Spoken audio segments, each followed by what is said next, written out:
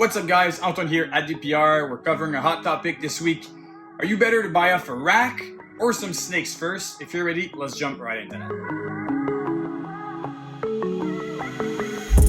So that's a question I get actually pretty often. Should I buy a rack, a professional rack like a Freedom Breeder or an ARS, or should I first invest into my basically breeding collection, into my snakes?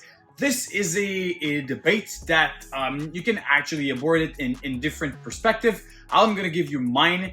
And personally, I think that going first with a rack would be a mistake. And I'm gonna go over a bit of like different scenarios in the video.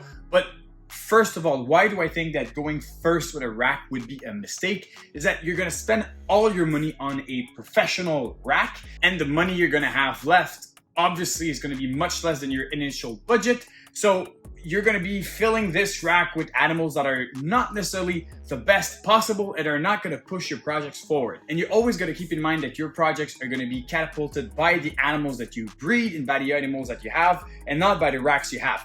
I know how tempting it is when you start off to have those racks. They're beautiful, they're well made. The big breeders have them, but realistically, you don't need those racks to build a strong collection.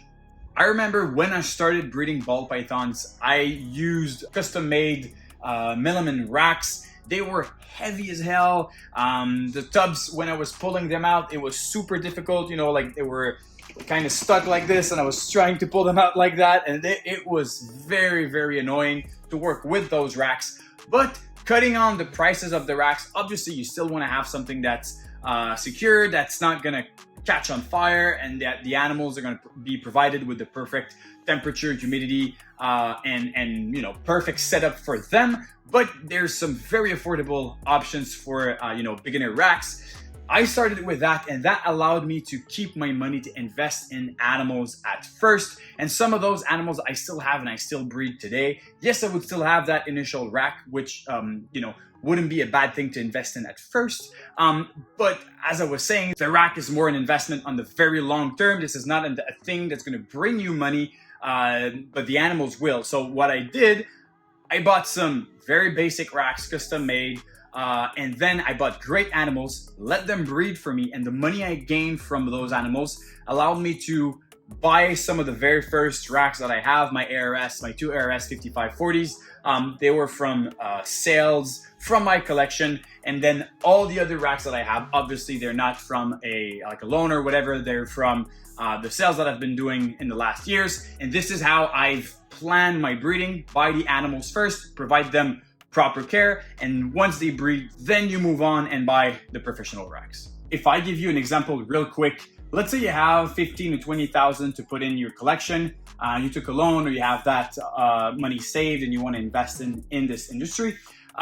Let's say you have this amount of money and you want to start in with a Freedom Breeder rack. It will probably going to cost you like $4,000 or something to get that rack first of all in your collection. Considering that we're buying one rack only, you're already a third or a fourth of your budget that's already taken from that rack. And this is all money that you could put in your animals. This is realistically $3,000 to $4,000 female that can be a het for any projects or visuals that could really push you forward in 3-4 years and give you clutches that will make a big difference in your breeding. But if you have the rack, these are 3 or 4 clutches that you're not going to get, and some key elements, key animals that you're not going to be producing in the coming years just because you really wanted that professional rack to start off. If you have that spare money, don't have that much to invest in, this is where this rack comes in handy. But before that, stick to the animals. So I'm going to show you some of the first animals that I purchased before buying my racks. Now we're talking about 2017, 2018. Some of those females, they've already bought, most of them already bred for me. And they are the key elements that allowed me to be where I'm at right now. So basically the animals that pushed forward my collection. I'm going to show you a couple of them.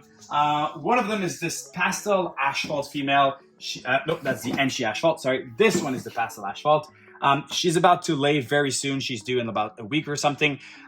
This one came from Billy Rose at Mutation Creation. She gave me 2 clutches already, great female. And this year, this pastel asphalt was paired to a Enshi asphalt clown. So even now, she's still very relevant to the breeding program, obviously because some of the males now that I have for her are very cutting edge inside of that project. Another one that I bought, this one in 2018 at the Daytona Reptile Expo. This is a Orange Dream clown. She has been an amazing breeder for me. She produced some of my great Super OD clown combos and some other clowns that I have in my collection. Really stoked to have this female. This year, she's always late to go, but this year she's paired to a Orange Dream Yellow Belly Posset Monsoon that has really good markers. So we could be making some Super OD Yellow Belly Het Clown. And if we're lucky, some Pus Het Monsoon markers inside of that. So these are project animals for the future. So even today, that Orange Dream Clown is still a very important aspect of my breeding. I'm breeding very interesting animals to her. Another female that has been really good to me, she's actually breeding now, but this Bongo Mojave female, I don't have water because I cleaned today. So the female at the back, this one here, this Bongo Mojave is with this Fire Leopard, possible redhead clown, trying to prove him out this season. But this Bongo Mojave female was paired to my Pastel OD puzzle a couple years ago, and that was just a perfect return on an investment that allowed me just this clutch alone to finance some of the racks that I have now. So definitely by showing you these animals, what I mean is when you invest in the right animals at first, they can really push your collection forward.